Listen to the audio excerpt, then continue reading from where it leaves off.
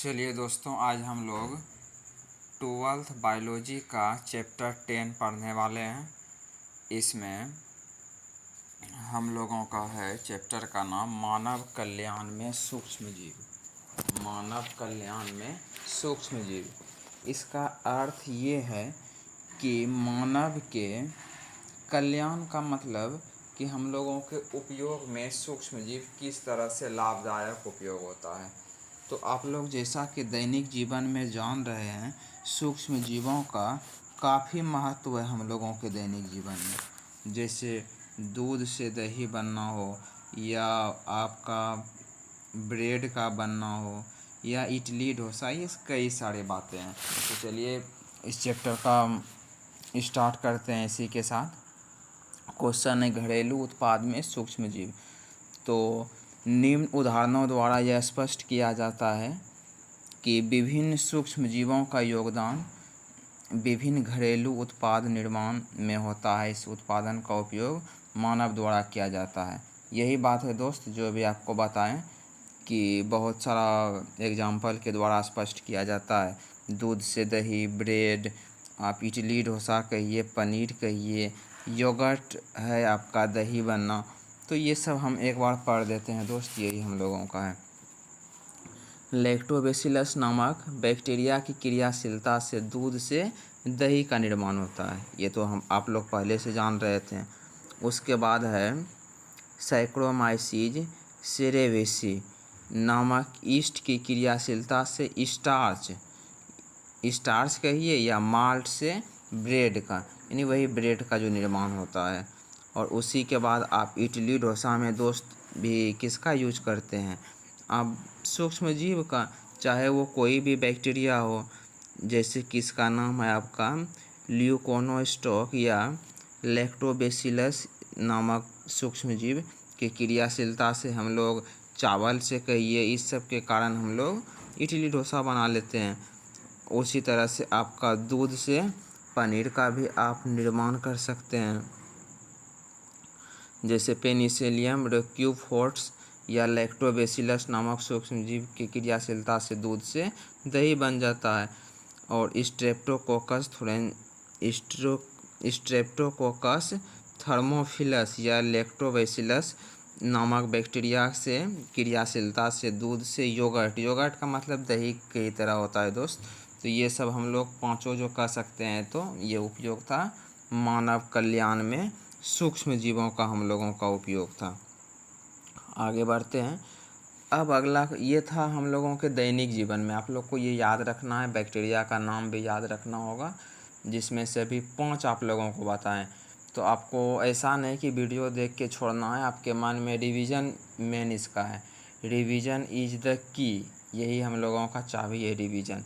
अभी आपको बताएं, दूध से दही बनाइए, पनीर बनाइएगा, इडली डोसा बनाइएगा, उसके बाद आप योगर्ट बनाइएगा, पनीर बनाना, ये सब हम लोगों का दैनिक जीवन में उपयोग होता है। अगर आप बात करें कि सूक्ष्म जीवों का और कहाँ कहाँ उपयोग होता है, इंडस्ट्रियल प्रोडक्ट में, जिसको कि हम लोग कहते हैं व्यापार कहिए या औद्योगिक क्षेत्र में भी हम लोगों का ये इसका यूज होने लगता है। जैसे आप औद्योगिक के क्षेत्र में कहाँ उपयोग कीजिएगा, थोड़ा दिमाग लगाइए। क्या शराब बेचने ही जाइएगा ना, मजाक कर रहे थे, नहीं जाना है शराब बेचने के लिए। तो कई उदाहरण हैं, जैसे कि शराब सब बनने में भी किसका उपयोग होता है दोस्त, बस बैक्टीरिया का ही उपयोग होता है। और दवाई सब जो आप लोग बनता है, बुखार का हो या आप एंटीबायोटिक हो, कोई भी बीमारी होता है तो दवाई सब बनेगा। तो दवाई सब कैसे बनता है, तो इसमें बैक्टीरिया का यूज किया जाता है। बैक्टीरिया एक तरह का जीवाणु है, ये आपको समझाएं। अब चलते हैं क्वेश्चन के अनुसार। निम्न उदाहरणों द्वारा यह स्पष्ट किया गया है कि सूक्ष्म जीवों की क्रियाशीलता से उद्योगों के विभिन्न उत्पाद प्राप्त किए जाते हैं जो मानव के लिए उपयोगी होते हैं। जैसे तो यही दोस्त है जिसको एल्कोहल पेय पदार्थ, जो अनाज हो या फल के रस से हम लोग किसका निर्माण कर लेते हैं, शराब का, जिसमें से बहुत फेमस सब भी है आपका बियर है, ब्रांडी है, विस्की है, ड्रम है, रम है, ये सब आसान है कि आप लोग प्रैक्टिकल करने लगिएगा। तो ये सब हम लोगों का शराब है। कैसे बनता है? फलों के रस से, अनाजों से बनता है। इसमें यूज किसका होता है? औद्योगिक माइक्रोब्स का, माइक्रोब्स मतलब सूक्ष्म जीवों का उपयोग होता है। अब चलते हैं, अभी बताएं एंटीबायोटिक में भी किसका यूज होता है? प्रतिजैविक। एंटीबायोटिक में भी हम लोगों का यूज होता है बैक्टीरिया का है। एंटीबायोटिक नाम 1982 ईस्वी में वैक्समैन नामक वैज्ञानिक ने दिया है। क्वेश्चन आता है एंटीबायोटिक नाम किसने दिया है? ये आपका वैक्समैन नामक वैज्ञानिक ने दिया है। इसमें थोड़ा सा लैंग्वेज है, आप लोग भी पढ़ सकते हैं। वह पदार्थ जो किसी सूक्ष्म जीव से कम सांद्रण प्राप्त किया जाता है तथा अन्य संक्रामक सूक्ष्म जीवों को नष्ट करने के लिए उत्तरदायी होता है तथा इसे सुई या मुख द्वारा ग्रहण किया जाता है, उसे एंटीबायोटिक कहा जाता है।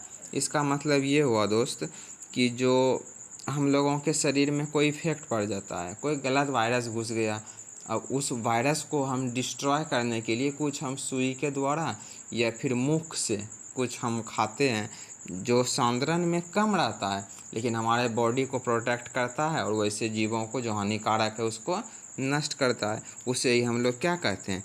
एंटीबायोटिक कहते हैं। जैसे पेनिसिलियम नामक रहता है। चलिए आपको हम बताते हैं एग्जाम्पल का। यदि आप बात करें तो एग्जाम्पल में आप लोगों का है पेनिसिलियम नामक प्रथम एंटीबायोटिक का खोज अलेक्जेंडर फ्लेमिंग नामक वैज्ञानिक ने किया।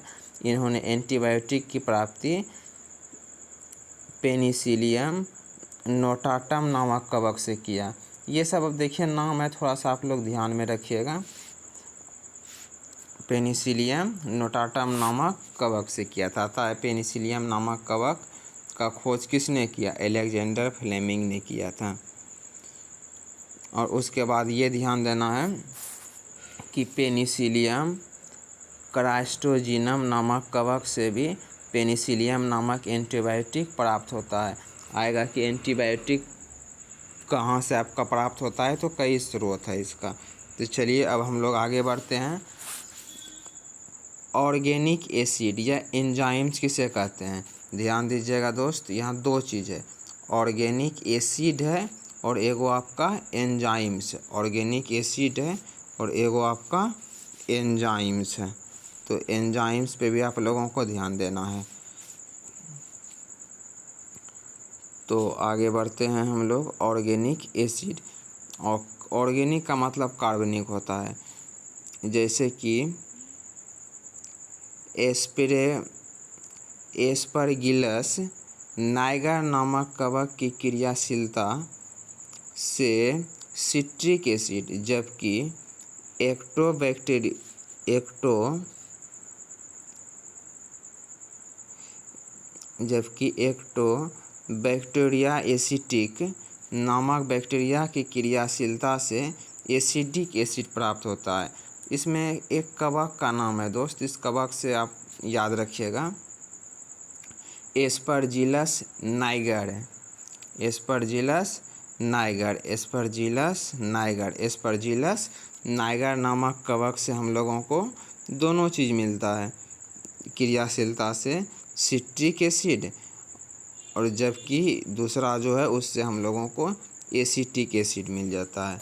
इसी तरह से दूसरा आपको ध्यान में रखना है, स्ट्रेप्टोकोकस नामक बैक्टीरिया की क्रियाशीलता से स्ट्रेप्टोकाइनीज नामक एंजाइम्स मिलता है। अभी आपको दोस्त बताए थे कि आप दो चीज़ों पर ध्यान दीजिएगा, एक कार्बनिक अम्ल कहाँ से मिलता है और दूसरा आपका एंजाइम्स कहाँ से मिलता है। कार्बनिक अम्ल और कार्बनिक एंजाइम्स कहाँ से मिलता है, इस दोनों बातों पर हम लोगों को ध्यान देना है। तो आपका ये नाम याद रखिएगा इस जगह, एस्परजिलस नाइगर, इससे हम लोगों को सिट्रिक एसिड मिल जाता है और आगे वालों से हम लोगों को एसिटिक एसिड मिलता है। अब मेन है एंजाइम्स वाले पे हम लोग आते हैं। स्ट्रेप्टोकोकस, याद कीजिए आपको 11th में भी पढ़ाया गया था। स्ट्रेप्टोकोकस गोलाकार बैक्टीरिया था, इससे हमको स्ट्रेप्टोकाइनेज नामक एंजाइम्स प्राप्त होता है। तो चलिए हम लोग आगे बढ़ते हैं। इसका मेन देखिए, इसको चैप्टर का नाम ही आपका क्या है, हमारे दैनिक जीवन में माइक्रोब्स इन ह्यूमन वेलफेयर, मतलब कि सूक्ष्म जीवों का हम लोग क्या उपयोग करते हैं। तो मेन इसमें सूक्ष्म जीवों का है ये। इसमें आपका ऑब्जेक्टिव भी किसी तरह से पूछा जाता है घुमा फिरा के, तो इसमें कुछ घबराने का बात नहीं है। अब देखिए बायो एक्टिव मॉलिक्यूल्स यानी जैव सक्रिय अणु। जैव सक्रिय अणु क्या होता है, ये इसमें भी हम लोगों का जैव सक्रिय अणु, तो जो हम लोगों के बॉडी में कह सकते हैं कि मदद करता है। क्या चीज़ करने में मदद करता है हम लोगों को, ये कहिए ना मेनली कि उपापचय में मदद करता है। उपापचय ये क्या होता है सर, याद कीजिए आप लोग ये सब चीज़ 11th में भी पढ़े थे। उपापचय क्या होता है, जो दैनिक जीवन में हम लोग खाना पीना खाते हैं, पाचन क्रिया सब होता है, ये अपचय होता है फिर उपचय होता है, 2 प्रकार का आता है।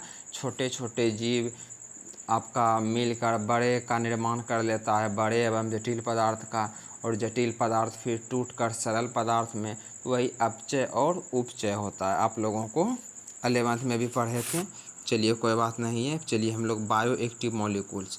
बायो एक्टिव मॉलिक्यूल्स मेन है कि ये केमिकल होता है जो हम लोग यूज करते हैं औषधि सब के रूप में। चलिए ना इसको एक बार पढ़ते हैं, इसको थोड़ा सा ऊपर कर लेते हैं।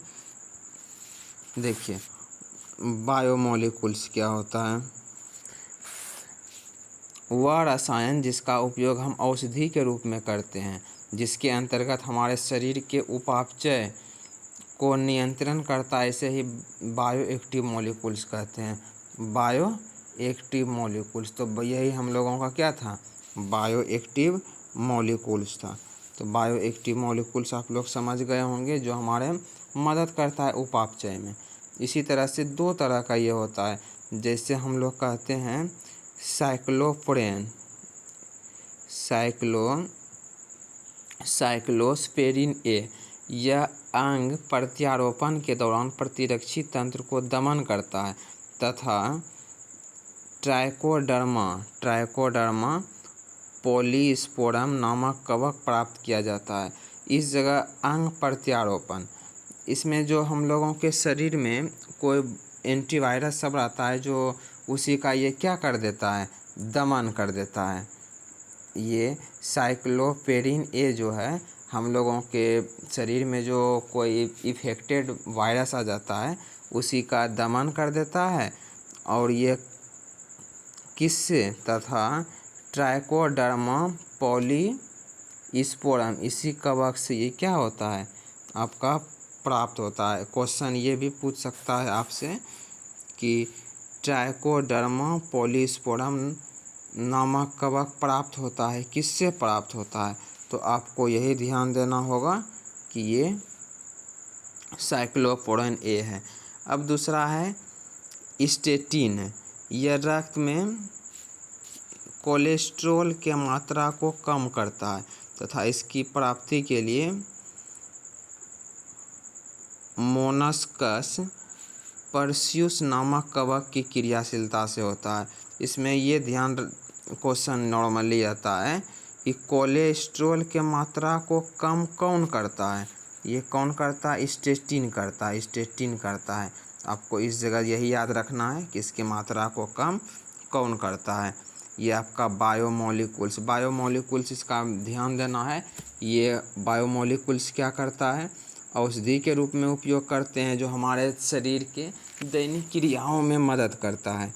और फिर जिसमें ए है कोलेस्प्रिन ए है, और स्टेटिन है, स्टेटिन कोलेस्ट्रॉल को आपका CTRL कंट्रोल करता है। उसके बाद आपका ये आपका कोलेस्प्रिन ए जो है, अंग प्रत्यारोपण के दौरान ये प्रतिरक्षी जो हम लोगों के हानिकारक जो रहता है, उसी को क्या करता है, कंट्रोल करता है। चलिए हम लोग ये आप समझ गए।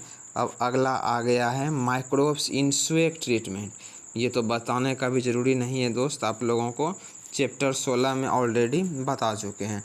तो चलिए फिर भी हम स्टार्ट किए हैं तो इसको समझाते हैं आपको।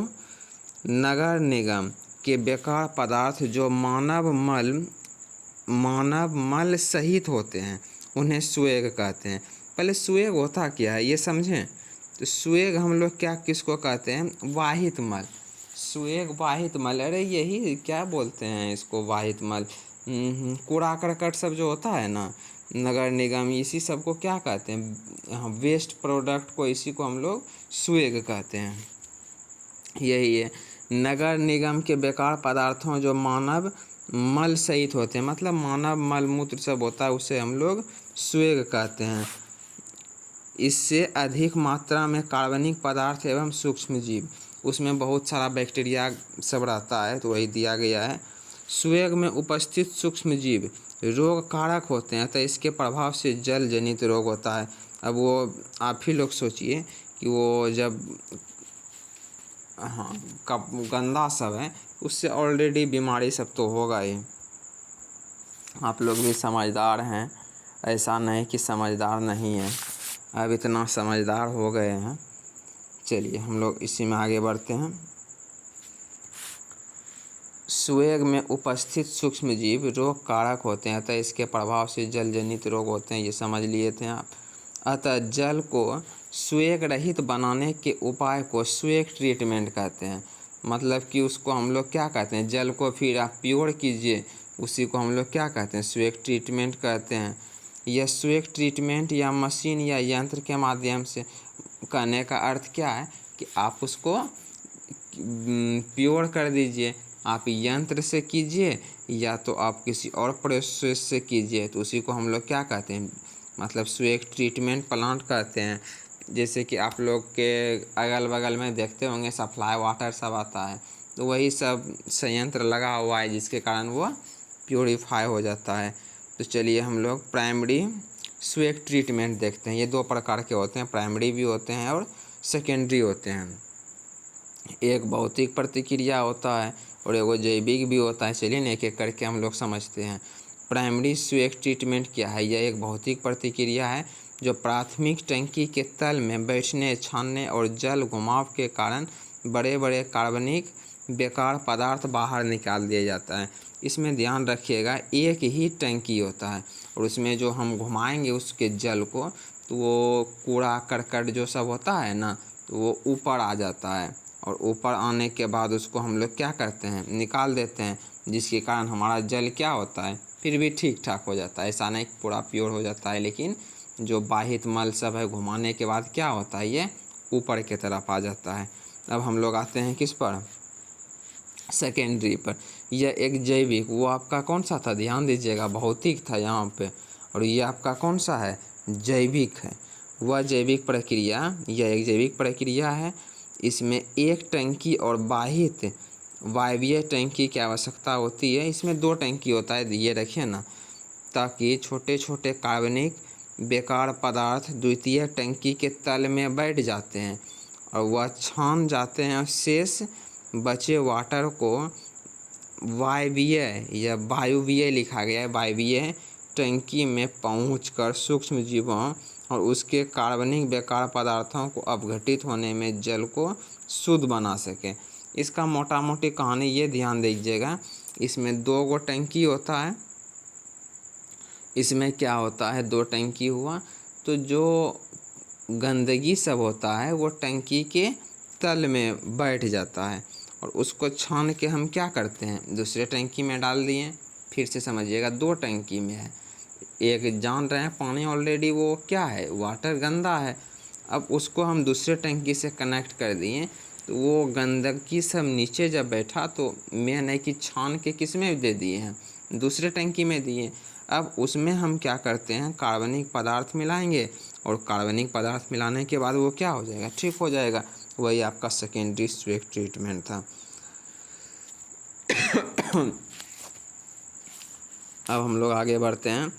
अब देखिए बायोगैस में भी किसका उपयोग होता है, बायोगैस में भी हम लोगों के सूक्ष्म जीव का उपयोग। बायोगैस याद कीजिए, बचपन में आप लोग कभी खेलते होंगे गोबर गैस बना के, जिसमें ख़राब बैटरी सब गोबर में डाल देते होंगे, उससे छोटा छोटा बल्ब भी जलता होगा। हमको लगता है कुछ बच्चे इसका प्रैक्टिकल भी किए होंगे क्योंकि प्रैक्टिकल करने वाले को कमी नहीं है आप लोगों में।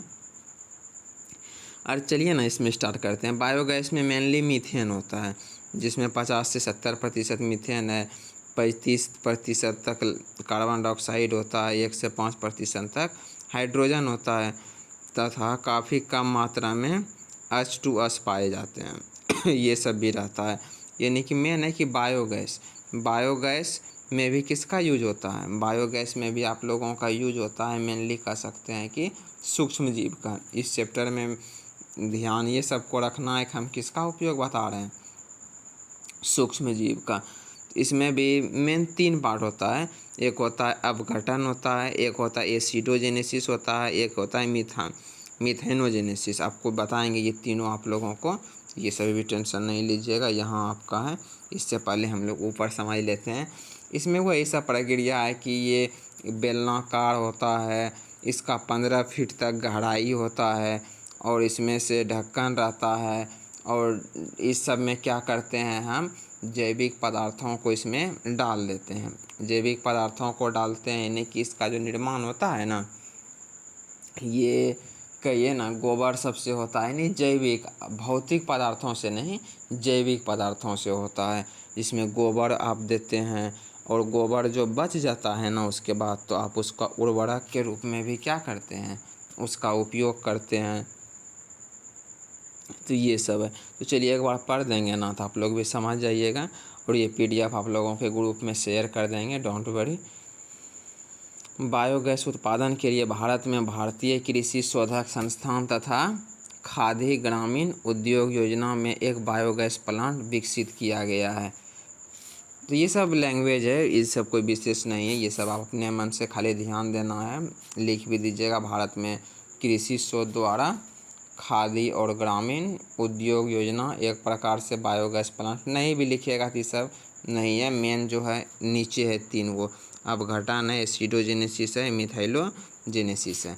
बायोगैस प्लांट कंक्रीट से निर्मित 15 फीट गहरा बेलनाकार टंकी के रूप में होता है। ये सब अभी समझाए थे आपको, जिसके ऊपर चलायमान या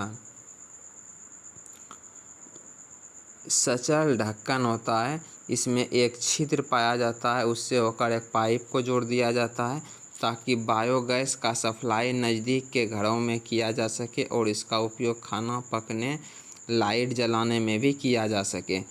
इसके अलावा गोबर के शेष बचे स्लग, मतलब कि जो वो बच जाता है लाइट सब उत्पादन के बाद, अपशिष्ट जिसको कहिएगा, स्लग को जैव उर्वरक के रूप में उपयोग कर लिया जाता है।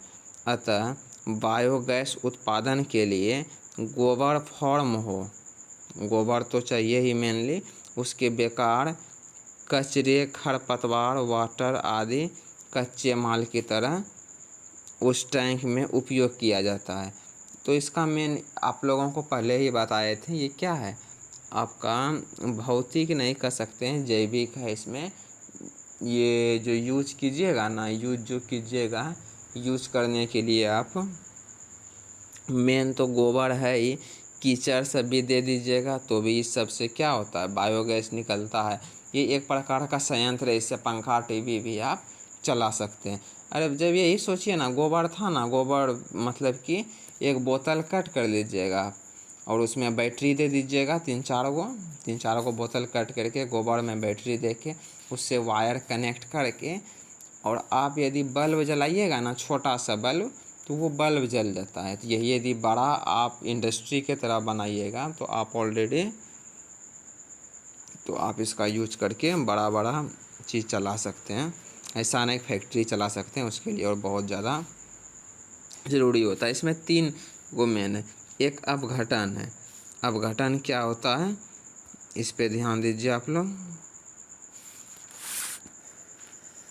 इस चरण में अनऑक्सी सूक्ष्म जीवों की क्रियाशीलता से गोबर में मौजूद बहुलक इकाई के रूप में परिवर्तित हो जाते हैं। इकाई का मतलब वह छोटा छोटा भाग में सबसे पहले वो क्या होता है, वो टूट जाता है। उसके बाद एसिडोजेनेसिस क्या है, एसिडोजेनेसिस का मतलब ये कार्बनिक अम्ल के रूप में ये क्या हो गया, परावर्तित हो गया।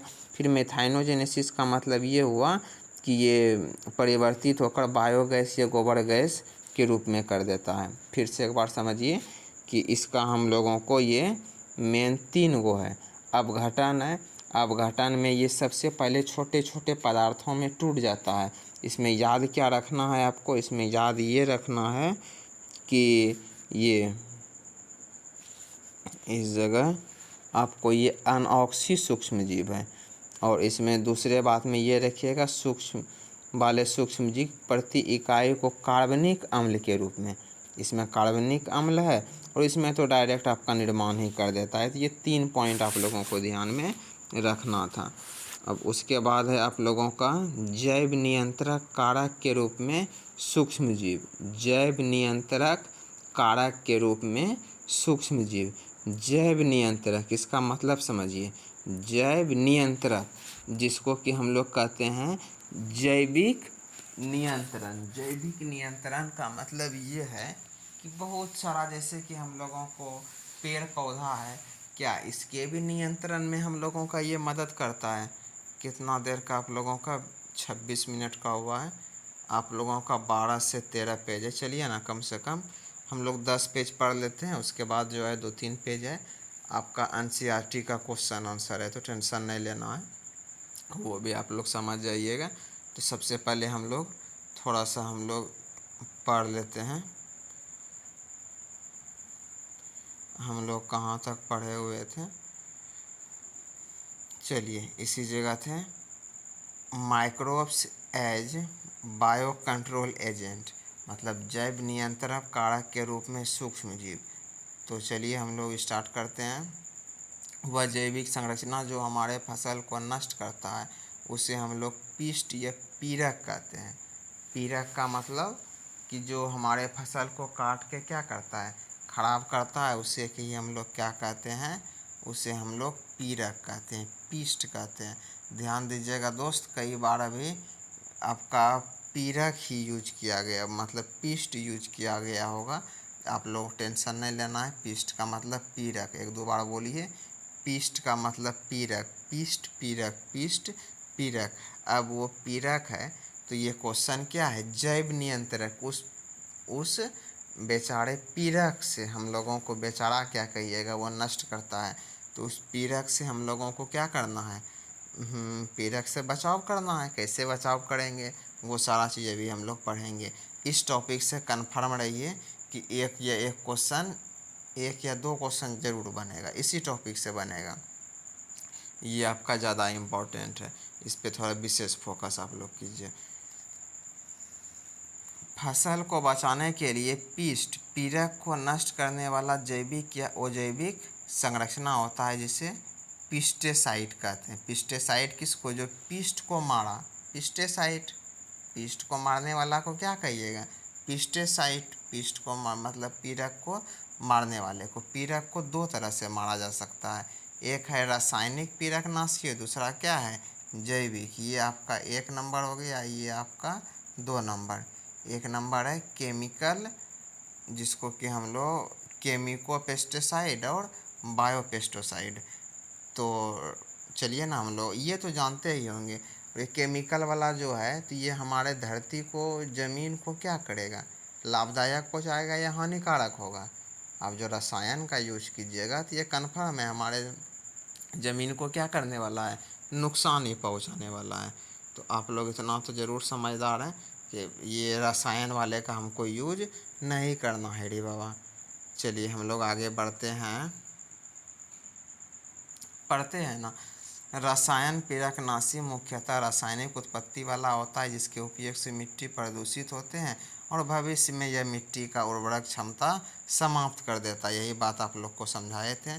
अतः इसके उपयोग से बदले इस अतः इसके उपयोग के बदले जैव पीड़कनाशी का उपयोग करना चाहिए। इससे कुछ है तो छोड़िए ना, उपयोग करना चाहिए लिख लीजिएगा आप लोग। अतः इसके उपयोग के बदले जैव पीड़कनाशी का उपयोग करना चाहिए। जैव पीड़कनाशी मुख्यतः जैविक उत्पत्ति वाला होता है, जिसका किसी भी प्रकार का हानिकारक प्रभाव मानव के लिए नहीं है और सिर्फ पिष्ट को नष्ट करता है। पिष्ट का मतलब पीड़क, छोटा मोटा कीड़ा मकोड़ा को। इसीलिए हम लोग ये समझिए ये रसायन वाले का तो उपयोग करेंगे नहीं, क्योंकि ये मिट्टी को भी उर्वरक क्षमता ख़त्म कर देता है। हम लोग किसका उपयोग करना है? जैविक का उपयोग करना है। क्यों करना है? क्योंकि जिसको हमको मारना है वो उसी को पर्सनली मारता है। तो इतना तो आप लोग समझदार ही हैं कि बड़े होकर कुछ करें या ना करें, हम लोग किसान के बच्चे हैं, तो इस सब का रसायन वाले का भाई उपयोग नहीं करेंगे। क्योंकि यदि ऊपर कीजिएगा तो आप तो मस्ती से जीवन गुजारिएगा, तो कटप्पा के लिए इतने सोचिएगा। कटप्पा के बारे में आप लोग सोचते भी बहुत ज़्यादा हैं, उनका सोचना भी चाहिए। तो ये बायोपेस्टिसाइड मतलब कि एक केमिकल वाला था, जैव रसायन। जैव रसायन को हमको उपयोग ही नहीं करना, इसीलिए जैव रसायन को अब वहीं छोड़ते हैं।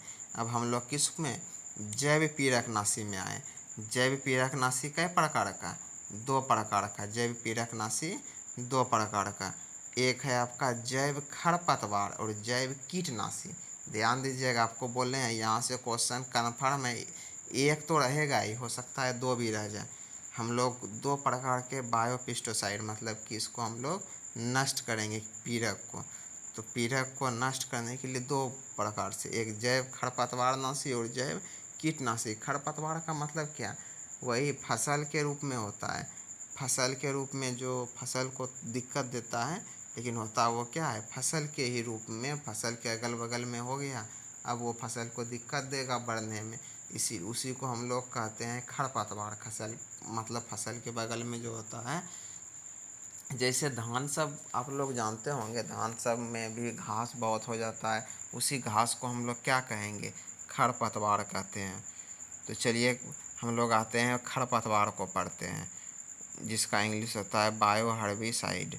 तो बायो हर्बिसाइड इस प्रकार का पेस्टिसाइड मुख्यतः खरपतवार रूपी पिष्ट को नष्ट करता है। तो चलिए इसको समझते हैं। ये 3 प्रकार के होते हैं बायो हर्बिसाइड, 3 प्रकार के होते हैं। प्रीडेटर और स्मूथर और आपका माइको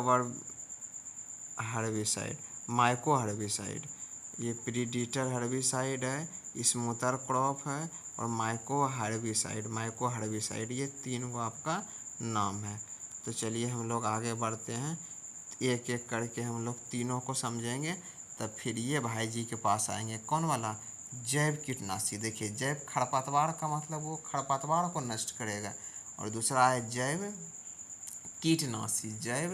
कीटनाशी किसको उपयोग मतलब ये नष्ट करेगा? वो आपको कीट को नष्ट करेगा। तो चलिए ये हम लोग पढ़ने वाले थे क्या, पहले भाई जी किसको ख़त्म कर देते हैं। चलिए हम इसमें ख़त्म कर देते हैं आपका बायो हर्बिसाइड। ये 3 तरह का है, प्रीडेटर हर्बिसाइड है, स्मूथर हर्बिसाइड है और माइको हर्बिसाइड है।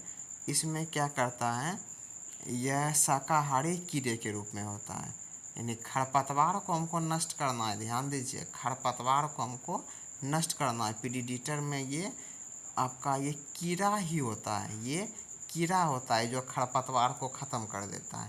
तो वो तो हम लोग के लिए फ़ायदा दे दिया। मतलब कि प्रीडेटर जो होता है ये क्या है? परभक्षी शाकाहारी, मतलब ये शाकाहारी है और ये खाता फसल को नष्ट नहीं करता है। ये नष्ट किसको करता है रे बाबा?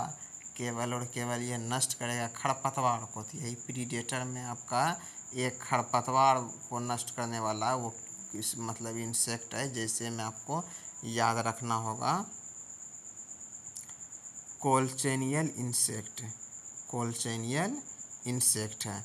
अब आपका इसी तरह से स्मूथर क्रॉप है, उस स्मूथर क्रॉप में आइए सक्ष फलस क्या है। ये सक्ष फलस मतलब कि हमको यहाँ नष्ट किसको करना है? ध्यान रखिएगा, हमको नष्ट खरपतवार को करना है। तो बेचारा इंसेक्ट कर दिया, कोलचेनियल इंसेक्ट था वो भी नष्ट किया। और एक सूर्यमुखी पौधा को तो कौन नहीं जानता होगा। आप लोग को बोलने तो हमको लगता है कि फूल के साथ पौधों नहीं लेते आए हैं आप लोग, इसीलिए उस सब पे ध्यान नहीं देना है। खाली जो सूर्यमुखी पौधा होता है जो सूर्य के जिधर जिधर जाएगा उधर उधर ही घूमेगा। तो चलिए स्मूथर क्या होता है? ये सूर्यमुखी पौधा होता है, इसके चारों ओर वह खरपतवार को होने ही नहीं देता है। ठीक है, सूर्यमुखी पौधा के चारों ओर खरपतवार होता ही नहीं, आप लोग देखे होंगे। तो चलिए हम इसको आपको समझाते हैं। स्मूथर क्रॉप क्या होता है? वह प्लांट जो अपने चारों ओर आसपास खरपतवार को विकसित या वृद्धि नहीं होने देता है, उसे हम लोग स्मूथर कहते हैं, क्रॉप कहते हैं, जैसे आपका सूर्यमुखी।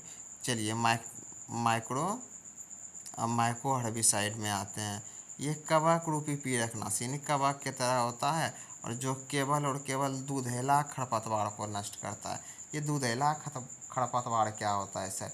को ऐसा उसको तोड़िएगा ना, उससे दूध की तरह द्रव निकलता है, उसी को जो नष्ट करेगा उसको कहते हैं हम लोग माइक्रो हर्बिसाइड कहते हैं।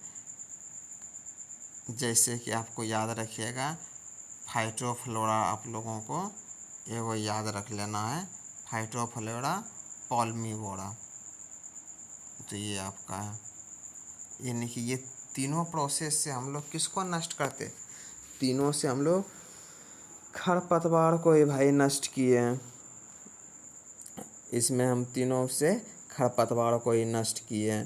प्रीडेटर में आपको ये इंसेक्ट भी खरपतवार को नष्ट करता था। उसके बाद आप लोगों का स्मूथर क्रॉप में सूर्यमुखी भी किसको नष्ट करता था? इसमें भी नष्ट करता था ये आपका खरपतवार को ही। और ये भाई जी भी जो है माइक्रो हर्बिसाइड, ये भी खरपतवार को ही नष्ट किया। अब चलते हैं हम लोग जैव कीटनाशी को, क्योंकि ऊपर देख लीजिए हम आपको बताएं जैव खरपतवार आशा करते हैं आप लोग समझ गए होंगे। अब क्या बचा? जैव कीटनाशी। अब हमको एनी हाउ किसको नष्ट करना है? अब एनी हाउ हम लोगों को नष्ट करना है किसको? कीटनाशी को ही हम लोगों को नष्ट करना है। चलिए फ्रेंड, इसको जो है ना थोड़ा सा समय दीजिए आप लोग, हम इसको कंप्लीट ही करते हैं।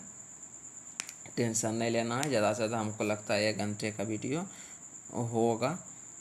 तो टाइम का क्या है, जितना अच्छा से हो सके समझते हुए आगे बढ़ते जाना है। अगर जहाँ कोई दिक्कत हो तो आप कमेंट में पूछ भी सकते हैं।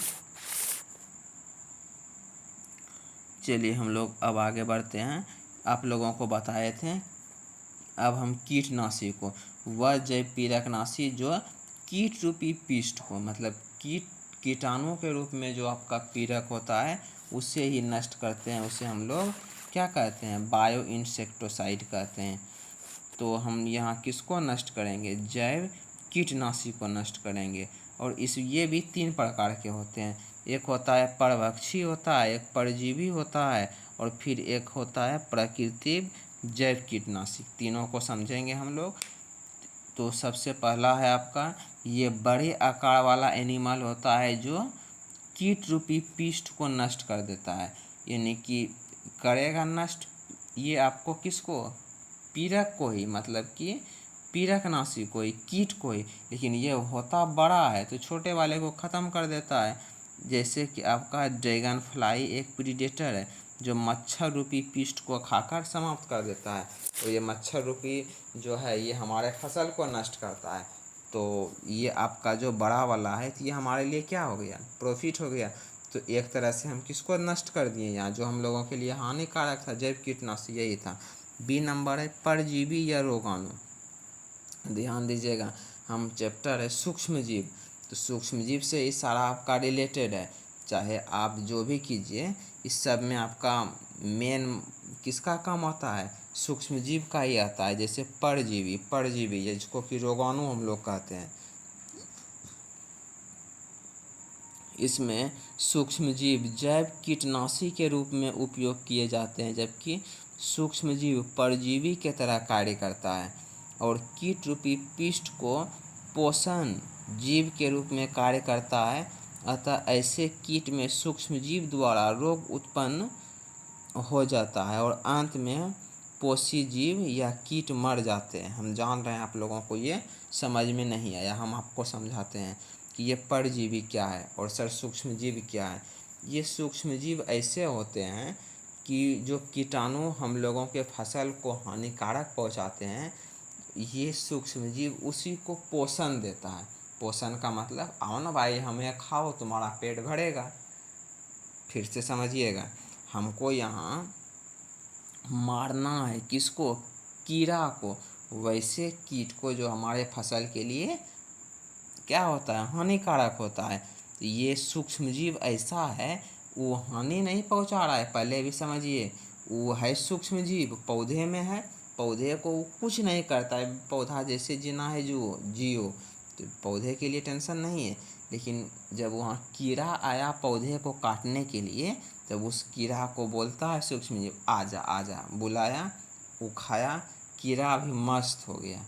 जब कीड़ा मस्त हो गया, तब वो क्या करता है, उसी कीड़े के अंदर रोग उत्पन्न कर देता है। ये रोग उत्पन्न कौन करता है, सूक्ष्म जीव, जिसके कारण वो बेचारा कीड़ा क्या हो गया, आप लोग समझ गए, वो कीड़ा चला गया बेचारा, वहाँ गया जहाँ से फिर आ नहीं सकता था। और हम लोगों को कीड़ा को ही क्या करना था, नष्ट करना था। अब आप लोग समझ गए होंगे। यदि कहीं दिक्कत है तो एक बार फिर से आप वीडियो को थोड़ा बैक करके सुन लीजिए। जैसे वो कौन कौन सा सूक्ष्म जीव है सर, एनपीयू है, ये सब जितना भी है ना, ये परजीवी के तरह होते हैं। जैसे आपका बेसिलो वायरस है, ये परजीवी के रूप में कार्य करता है और कीटनाशी के रूप में उपयोग होता है। तो ये सब आप लोगों का ध्यान दीजिए। ये दो को समझ लिए, इसमें भी बेचारा कीड़ा आ गया, इस प्रोसेस में भी कीड़ा ही मारा, और ऊपर में भी क्या है, आपका बड़ा कीड़ा छोटे कीड़ा को खा गया, तो यहाँ भी कीट मर रहा है, यहाँ भी आपका कीट मर रहा है। चलिए अब हम लोग अगले यहाँ आते हैं, नेचुरल बायो इंसेक्टिसाइड, प्राकृतिक जैव कीटनाशी। इसको थोड़ा सा बड़ा कर देते हैं, देखने में प्रॉब्लम हो रहा है। अच्छा, बड़ा की जगह कुछ और हो रहा है, चलिए अब ये बड़ा हो जाएगा। नेचुरल बायो इंसेक्टोसाइड, प्राकृतिक जैव कीटनाशी, यह सूक्ष्म जीव के रूप में होता है और स्वाभाविक रूप से कीट रूपी पिष्ट को नष्ट कर देता है। यानी यह सूक्ष्म जीव के ही रूप में होता है, और ये स्वाभाविक रूप से किसको, हम लोग को नष्ट किसको करना है रे बाबा, कीड़ा को। तो ये भी किसको नष्ट करता है, कीड़ा को ही नष्ट, स्वाभाविक, उसका स्वभाव है कीड़ा को नष्ट करना। तो इसी के हम लोग नेचुरल कहते हैं, मतलब वो प्राकृतिक रूप से में ही है। तो वो क्या करेगा, एनी हाउ उसको नष्ट करेगा। जैसे एक दो को आपका एग्जाम्पल भी है, बेसिलस थुरिनजेनेसिस है। बेसिलस थुरिनजेनेसिस नामक बैक्टीरिया है, जो बीटी बैक्टीरिया इसी का नाम है। फिर से समझिए, बेसिलस थुरिनजेनेसिस नामक बैक्टीरिया या बेसिलस थुरिनजेनेसिस को ही हम लोग बीटी बैक्टीरिया कहते हैं। बेसिलस थुरिनजेनेसिस बैक्टीरिया, जो कपास के पौधे को क्षति करने वाले तितली के लार्वा को नष्ट कर देते हैं। ये बैक्टीरिया जो होते हैं, कपास आप लोग एक पौधा है, सब जानते ही होंगे, उसमें तितली का लार्वा जो है वो उसको दिक्कत पहुंचाता है कपास को। इसीलिए वो क्या करता है, कपास के पौधे को क्षति करने वाले तितली के लार्वा को ही उन्होंने नष्ट कर देता है। तितली का जो वो लार्वा होता है उसको नष्ट कर देता है। कौन नष्ट कर देता है, बीटी बैक्टीरिया। बीटी का ही पूरा नाम है आपका बेसिलस थुरिनजेनेसिस है, बेसिलस थुरिनजेनेसिस है। उसके बाद हम लोगों का है माइक्रोब्स एज बायो फर्टिलाइजर। इसका है जैव उर्वरक के रूप में सूक्ष्म जीव, जैव उर्वरक के रूप में सूक्ष्म जीव। एक मिनट दोस्त, थोड़ा सा पानी पी लेते हैं।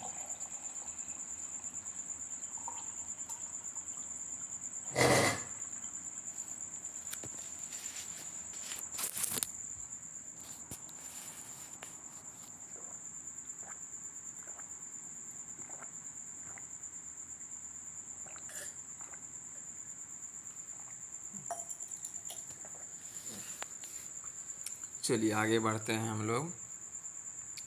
जैव उर्वरक के रूप में सूक्ष्म जीव, जैव उर्वरक के रूप में, अब तो आप लोग समझ ही गए होंगे। जैव उर्वरक यानी कि हम लोग जो मिट्टी के क्षमता को बढ़ाते हैं, उसे ही हम लोग कहते हैं जैव उर्वरक। जैव उर्वरक के रूप में यानी सूक्ष्म जीवों का महत्व वहाँ भी होता है। जैसे खाद से भी जानते हैं ना, क्या वो आसमान से बन के आता है, कि हम लोग उसमें भी बैक्टीरिया का ही यूज करते हैं। तो जैव उर्वरक के रूप में हम लोग सूक्ष्म जीव को देखते हैं। जो मिट्टी का उर्वरक क्षमता बढ़ाता है उसे हम लोग क्या कहते हैं, जैव उर्वरक कहते हैं। और जैव उर्वरक दो प्रकार का होता है। एक होता है आपका रासायनिक रूप से और एक होता है जैविक रूप से। आप लोग आगे भी जस्ट देखे थे, पीछे ही मतलब देखे थे।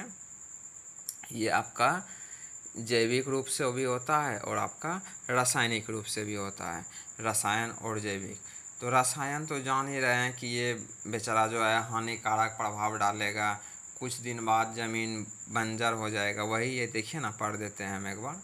आप लोग बुक पढ़े होंगे तो बहुत अच्छा, क्योंकि होमवर्क में के रूप में आपको दिए थे। चैप्टर 10 आप लोग पढ़ के रहिएगा। फिर से एक बार पढ़ते हैं। वह कारक जो मिट्टी का उर्वरक क्षमता बढ़ाता है उसे उर्वरक कहा जाता है। यह दो प्रकार के होते हैं, एक है रसायन उर्वरक और दूसरा है जैव उर्वरक। रसायन उर्वरक मुख्यतः रासायनिक उत्पत्ति वाला होता है जो अंततः हानिकारक प्रभाव डालता है, जैसे मिट्टी प्रदूषित करना, जल प्रदूषित करना, मिट्टी बंजर बनाना इत्यादि। इसके बाद ये कह सकते हैं रासायनिक उर्वरक के बदले हमें जैविक उर्वरक का उपयोग करना चाहिए, क्योंकि यह जैव उर्वरक कोई सजीव संरचना होता है। मतलब इसलिए हमको जैविक का जैव उपयोग करना चाहिए। ये सजीव से बना होता है और ये सब हानिकारक प्रभाव नहीं डालता। ये सब आप लोग भी समझ जाइएगा। चलिए, जैव उर्वरक के रूप में मुख्य रूप से सूक्ष्म जीव होते हैं जो नाइट्रोजन स्थिरीकरण द्वारा उर्वरक क्षमता को बढ़ाता है। नाइट्रोजन स्थिरीकरण शायद आप लोगों को 14 चैप्टर में हम बताए हुए हैं कि नाइट्रोजन उर्वरक क्या है। नाइट्रोजन ऑलरेडी वातावरण में बहुत ज़्यादा है, लेकिन डायरेक्ट उसको पौधा ग्रहण नहीं कर सकता, उसको डायरेक्ट ग्रहण नहीं करेगा, वह धरती से ग्रहण करता है। नाइट्रोजन के लिए जैविक का होना बहुत ज़रूरी है। इसमें आपको याद रखना होगा कि हम लोग मेन जो पढ़ेंगे ना, इसमें मेन जो पढ़ना है हम लोगों को जैव वाला, ना कि रसायन वाला। तो चलिए, नाइट्रोजन उर्वरक क्षमता क्या करता है, बढ़ाता है। कौन बढ़ाता है, ये जैविक वाला बढ़ाता है। तो चलिए, फ्री लिविंग बैक्टीरिया अर्थात कोलोस्ट्रिडियम रोडोस्पेरेलम, ये विभिन्न बैक्टीरिया होते हैं जो हम लोग क्या करते हैं, जैविक उर्वरक क्षमता को बढ़ाता है। बैक्टीरिया का नाम याद रखिएगा, ये जैविक उर्वरक क्षमता को बढ़ाता है। इसी तरह से आपका है राइजोबियम, फ्रैंकिया इत्यादि विभिन्न सहजीवी बैक्टीरिया होते हैं जो नाइट्रोजन का स्थिरीकरण मिट्टी में उर्वरक क्षमता बढ़ाते हैं। ये सब जैविक वाला है। और स्पिरुलिना है, ये आपका है नोस्टॉक है, ये सब बैक्टीरिया का नाम है। इत्यादि स्वतंत्र जीवी नील हरित शैवाल होते हैं जो नाइट्रोजन स्थिरीकरण में मिट्टी का उर्वरक क्षमता, ये सब आप बैक्टीरिया का कुछ नाम याद रखिएगा।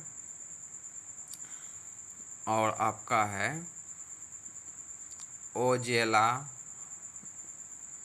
एनाबियाना नामक सहजीवी नीलहरित शैवाल भी है जो नाइट्रोजन, यानी कि जितना भी है ना, ये सारा आपका क्या है, कह सकते हैं कि इसका उर्वरक क्षमता बढ़ाता है। थोड़ा सा इसको पढ़ते हैं।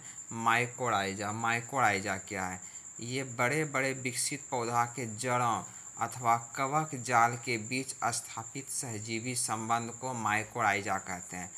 माइकोराइजा हम लोग कहते हैं पौधा का जड़ होता है और ये कवक जाल के बीच, पौधे के जड़ और कवक जाल के बीच संबंध जो बनाता है उसे माइकोराइजा कहते हैं। ऑब्जेक्टिव में आपका आ जाएगा माइकोराइजा संबंध बनाता है, सहजीवी संबंध बनाता है जड़ तथा कवक जाल के बीच, जड़ तथा कवक जाल के बीच। ये भी आपका दो प्रकार के होते हैं, एक होता है बाह्य माइकोराइजा और एक होता है अंतः माइकोराइजा होता है। चलिए धीरे धीरे हम आगे बढ़ते हैं। नीचे लिखा हुआ है ये दो प्रकार के होते हैं, बाह्य माइकोराइजा और अंतः माइकोराइजा। देखिए ना, आप लोग को सबको दिख रहा होगा, यहाँ दो प्रकार के होते हैं, बाह्य माइकोराइजा और अंतः माइकोराइजा, बाह्य और अंतः। और बाह्य और अंतः को हम लोग समझ लेते हैं क्या है ये भाई जी, बाह्य और ये क्या है आपका अंतः माइकोराइजा है। बाह्य माइकोराइजा में कवक जाल जड़ के बाहरी सतह से जुड़ा होता है, जड़ को सुरक्षा प्रदान करता है। मतलब बाह्य का मतलब ये समझिए, ये बाहरी भाग से जुड़ा रहता है, जड़ के बाहरी भाग से, और जड़ को सुरक्षा प्रदान करता है, पेड़ भी मजबूत रहता है। तो सर अंतः वाला क्या है? ये अंतः माइकोराइजा जो होता है ये भाई जी काम क्या करता है? अंतः वाले जड़ के विभिन्न भागों में, अंदर वाले भागों में भी ये आपका चला जाता है, अंदर वाले भागों में कोशिका तक जाता है, इसीलिए इसको हम लोग क्या कहते हैं? अंतः माइकोराइजा। चलिए ना पढ़ते हैं। बाह्य माइकोराइजा में कवक जाल जड़ के बाह्य सतह से जुड़ा होता है, बाह्य सतह से जुड़ा रहता है, जड़ को सुरक्षा प्रदान करता है। लेकिन अंतः माइकोराइजा जड़ कोशिका में प्रवेश करता है, बताएं अभी, कोशिका में प्रवेश करता है और थैलानुमा संरचना बनाता है और नाइट्रोजन, फास्फोरस तथा पोटासियम स्रावित करता है और पौधे को प्रचुर पोषक तत्व युक्त बनाए रखता है। इससे थैला को ही हम लोग कहते हैं VAM कहते हैं, वेसिकुलर एवस्कुलर माइकोराइजा कहते हैं। तो यही है, इसी के साथ हम लोगों का ये चैप्टर समाप्त हो जाता है। और नीचे आपको दिया गया है NCERT का क्वेश्चन भी बना दिए हैं, ताकि यदि आप NCERT का आंसर जानना चाहिएगा तो इसका आंसर भी जान सकते हैं। क्वेश्चन आप लोग यदि बुक लेके पढ़े होंगे तो उसमें लिखा गया होगा आपका, अगर ये प्रयोगशाला में आपको यदि ले जाने का ऑप्शन दिया जाए तो आप कौन सा बैक्टीरिया लेके क्या लेके जाइएगा, इसी टाइप का क्वेश्चन है। तो नमूने के तौर पर आप क्या चुनेंगे? आप कौन सा बैक्टीरिया, लैक्टिक एसिड मतलब कि दही को चुनिएगा, जो हम लोग घर में अच्छा से बना सकते हैं। इस पे एक्सपेरिमेंट करना हम लोगों को और बढ़िया है। यही सब एक बार आप लोग क्वेश्चन पढ़ लीजिएगा ना, ये सब का हम आंसर भी लिख दिए हैं, ताकि आप लोगों को किसी प्रकार का दिक्कत नहीं हो। यदि फिर भी किसी प्रकार का दिक्कत है तो आप मेरे व्हाट्सएप नंबर पे कांटेक्ट कीजिएगा, हम बताएंगे। व्हाट्सएप नंबर है आपका 9576001203। यदि किसी बच्चे को कुछ जानकारी चाहिए तो व्हाट्सएप नंबर हम लिख देते हैं 9576001203। चलिए दोस्त, आज हम लोग वीडियो में यहीं तक रहने देते हैं। ये चैप्टर समाप्त हो गया है। अगले दिन हम चैप्टर 11 को लेकर आएंगे। जो जो ये वीडियो देख लिए हैं उनसे रिक्वेस्ट है कि आप लोग चैप्टर 11 पढ़ के रहें, हम आगे चैप्टर 11 ही पढ़ाने वाले हैं। बहुत बहुत धन्यवाद आप लोगों को वीडियो देखने के लिए। आशा करते हैं कि आप लोग स्वस्थ रहें। चलिए इसको कंप्लीट कर देते हैं।